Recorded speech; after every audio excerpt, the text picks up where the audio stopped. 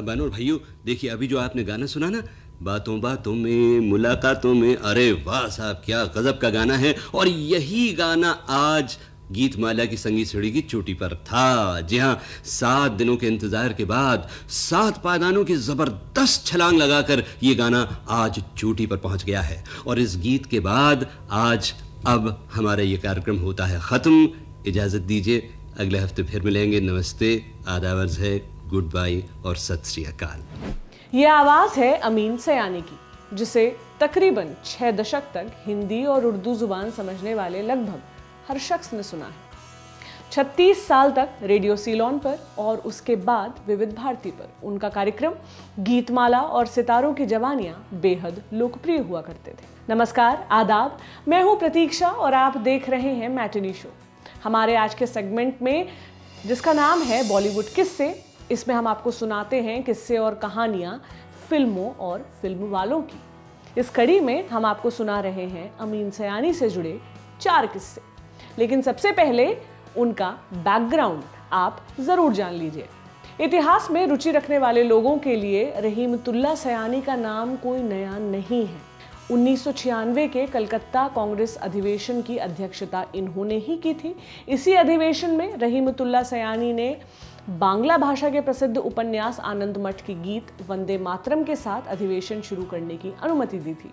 इसके बाद वंदे मातरम गीत देश के कोने कोने तक पहुंच गया और आज़ादी के बाद इसे राष्ट्रीय गीत का दर्जा हासिल हो गया। अमीन सयानी की मां कुलसुम सयानी ने वयस्क शिक्षा पर काफी काम किया। कुलसुम सयानी को महात्मा गांधी अपनी बेटी कहा करते थे।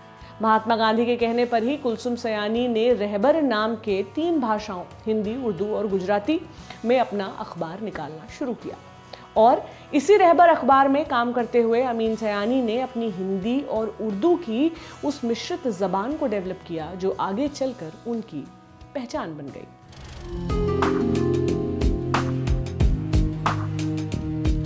ये 50 के दशक के एकदम शुरुआत की बात है। युवा अमीन सयानी ऑडिशन देने मुंबई के ऑल इंडिया रेडियो के दफ्तर पहुंचे। उन दिनों ऑल इंडिया रेडियो के मुंबई स्टूडियो से हिंदी प्रसारण सेवा की शुरुआत हो ही रही थी। इसी के लिए अमीन सयानी बतौर प्रस्तोता वहां ज्वाइन करना चाहते थे, लेकिन वो जमाना संस्कृतनिष्ठ और परिष्कृत हिंदी का था, इसलिए उनकी हिंदी उर्दू की मिलीजुली बोली को किसी ने तवज्जो नहीं दी। लेकिन अमीन सयानी ने हार नहीं मानी। 1952 में रेडियो सीलोन शॉर्ट वेव पर यह श्रीलंका से प्रसारित होने वाला हिंदी चैनल था, उन्होंने इसे ज्वाइन कर लिया। उसके बाद रेडियो सीलोन के फिल्मी प्रोग्राम और उन सब में अमीन सयानी की आवाज़ ने ऐसा जादू किया कि 70 का दशक आते आते ऑल इंडिया रेडियो को भी रेडियो सीलोन की तरह अपना एक मनोरंजन चैनल शुरू करना पड़ा। इसका नाम रखा गया विविध भारती। काफ़ी बाद में यानी 1989 में खुद अमीन सयानी ने भी विविध भारती ज्वाइन किया और ये चैनल लोकप्रियता के शिखर पर पहुंच गया।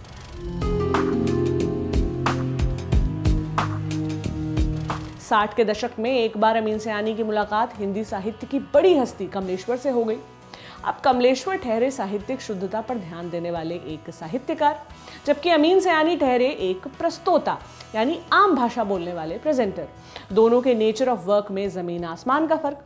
लेकिन फिर भी कमलेश्वर अमीन सयानी से पूछ बैठे, अमीन भाई तुम भाषा की हत्या क्यों करते हो? इस पर अमीन सयानी से रहा नहीं गया और वो कमलेश्वर से बोले, कमलेश्वर भाई कम्युनिकेशन के 2 पहिए होते हैं, एक वक्ता का और एक श्रोता का। आपकी शैली में तो हमारी बात बेहद कम लोगों तक ही पहुंच पाएगी, जो अभी आम आदमी तक आसानी से पहुंच जाती है। ये सुनकर कमलेश्वर निरुत्तर हो गए।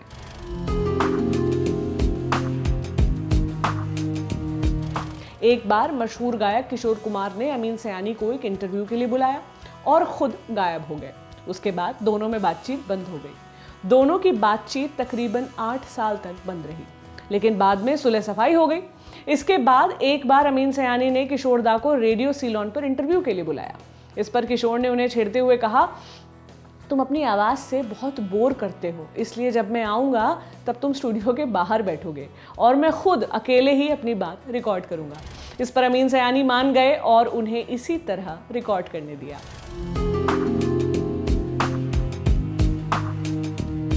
ये 60 के दशक की बात है।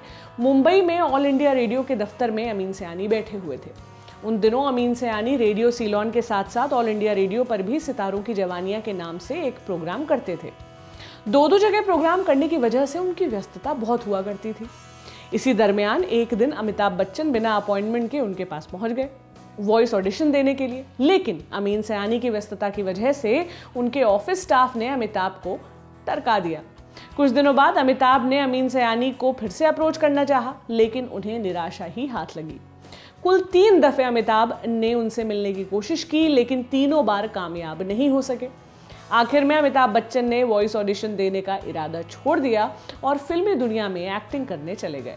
बहुत बाद में इस मुद्दे पर अमीन सयानी ने अपनी जुबान खोली और बताया, जो हुआ अच्छा ही हुआ। उस दौर में यदि मेरी व्यस्तता नहीं बढ़ी होती तो शायद देश एक बड़े कलाकार से वंचित रह जाता। लेकिन देश न अमिताभ बच्चन की कला से वंचित हुआ और न ही अमीन सयानी की आवाज़ के जादू से। करीब 6 दशकों तक पूरे भारतीय उपमहाद्वीप को अपनी आवाज़ पर फिदा करने वाले अमीन सयानी को 2009 में भारत सरकार ने पद्मश्री से नवाजा। फिलहाल वे उम्र के 90 दशक में रेडियो की दुनिया से दूर मुंबई में अपने परिवार के साथ रिटायर्ड लाइफ जी रहे हैं। आज भी YouTube पर उनकी खनकती आवाज़ आपको सुनने को मिल जाएगी। हमारे कई दर्शकों की यादों में अमीन सयानी की आवाज़ ज़रूर बसी होगी। अपनी यादें शेयर करें कमेंट बॉक्स में।